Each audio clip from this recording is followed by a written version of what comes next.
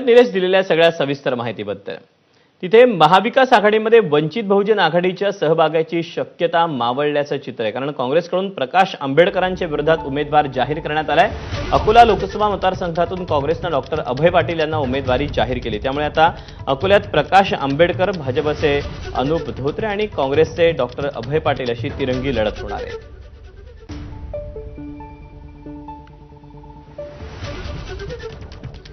आपण याबद्दलचे अधिकचे अपडेट जाणून घेऊयात. उमेश अलोणे आपल्यासोबत आहे. उमेश, खरं तर काँग्रेसच्या या आता उमेदवारीनंतर अकोल्यातील संभाव्य राजकीय चित्र नेमकं कसं असणार आहे? हो, निश्चितच डॉक्टर अभय पाटील यांच्या रूपानं काँग्रेसनं अकोल्यात उमेदवार दिल्यामुळे महाविकास आघाडी आणि प्रकाश आंबेडकरांमुळे आता कोणतीही चर्चा होणार नाही हे निश्चित झालेलं आहे. कारण अकोल्यात काँग्रेसनं उमेदवार देताना फक्त उमेदवारच दिला नाही, तर एक तगडा उमेदवार अभय पाटील यांच्या रूपानं दिलेला आहे. आणि गेल्या अनेक दिवसांपासून एक चर्चा सातत्याने राज्याच्या राजकीय वर्तुळात होत होती की काँग्रेस अकोल्यात आंबेडकरांना पाठिंबा देऊ शकते. मात्र ही शक्यता आता पूर्णपणे मावळली आहे.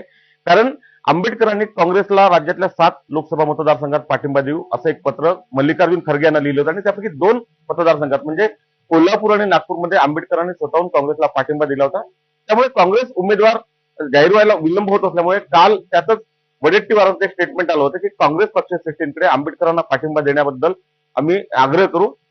हे होत असतानाच आंबेडकर आणि नाना पटोले यांच्यामधली जो कलगीतुरा आहे, शाब्दिक कलगीतुरा गेल्या 3 दिवसापासून रंगला होता आणि काल नाना पटोलेंनी आंबेडकरांना याचं उत्तर जे आहे ते अकोल्याचा दिवस म्हटलं होतं. आणि काल दिवसभरात अनेक घडामोडी काँग्रेसमध्ये घडल्यात आणि त्यातूनच रात्री उशिरा डॉक्टर अभय पाटील यांची उमेदवारी जाहीर झाली.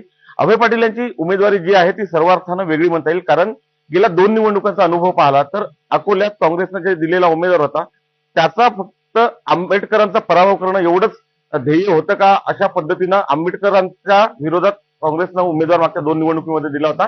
मात्र डॉक्टर अभय पाटील हे सर्वार्थानं तगडे उमेदवार आहे असं म्हणता येईल. कारण गेल्या 30 वर्षापासून अकोल्याच्या सामाजिक, राजकीय आणि इतर क्षेत्रामध्ये डॉक्टर अभय पाटील सक्रियपणे कार्यरत आहेत आणि अकोल्यात त्यांचं एक स्वतःचं नेटवर्क आहे आणि गेल्या 5 वर्षापासून त्यांनी या मतदारसंघात सक्रियपणे जी आपली यंत्रणा आहे आणि आपला प्रचार जो आहे तो चालवला होता. आणि त्यातूनच आता काँग्रेसची उमेदवारी डॉक्टर अभय पाटील यांना जाहीर झाल्यामुळे अकोल्यात जी तिहेरी लढत होणार आहे ती सर्व अर्थानं वेगळी आणि तगडी होणार आहे. अनुप धोत्रे यांना भाजपची उमेदवारी मिळाली, स्वतः प्रकाश आंबेडकर रिंगणात असणार आणि तिसरा काँग्रेसनं जो उमेदवार दिलेला आहे तो अतिशय तगडा असा उमेदवार दिला आहे. त्यामुळे अकोल्यातली जी फाईट होणार आहे ती बिग फाईट असं म्हणता येईल. त्या आणि याच निवडणुकीचे निकाल काहीतरी वेगळे लागतील आणि त्यातून अकोल्याचं जे राजकीय चित्र जे आहे पुढच्या काही दिवसामध्ये स्पष्ट होईल. मात्र अभय पाटील यांच्या रूपानं काँग्रेस आणि महाविकास आघाडीनं अकोल्यात एक समर्थ पर्याय आंबेडकरांना दिलेला आहे आणि त्याचे नेमकं काय त्याचे पुढचे अन्वयार्थ लागतील हे पुढच्या काही दिवसात कळेल.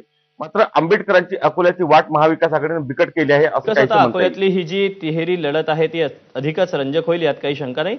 उमेश, धन्यवाद दिलेल्या सगळ्या सविस्तर माहितीबद्दल. तुर्तास वळूया पुढच्या बातमीकडे. रिपब्लिकन सेनेचे अध्यक्ष आनंदराज